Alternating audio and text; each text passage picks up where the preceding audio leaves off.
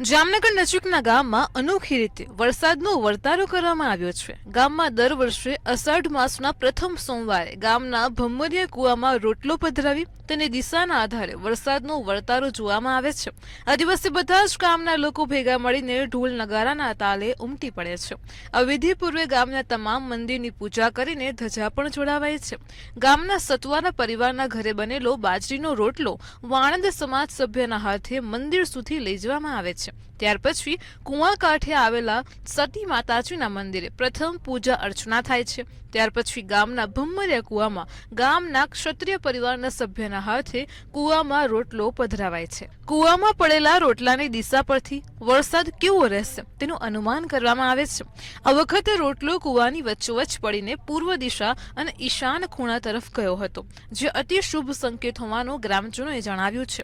આ વર્ષે 14 થી 16 આની વર્ષ રહેશે, એટલે કે મોડું વાવેતર છતાં પાછોતરા વરસાદને લઈને વર્ષે સારું રહેશે, મબલક પાક પણ ઉતરશે તેવો ગ્રામજનોએ આશાવાદ સેવ્યો છે।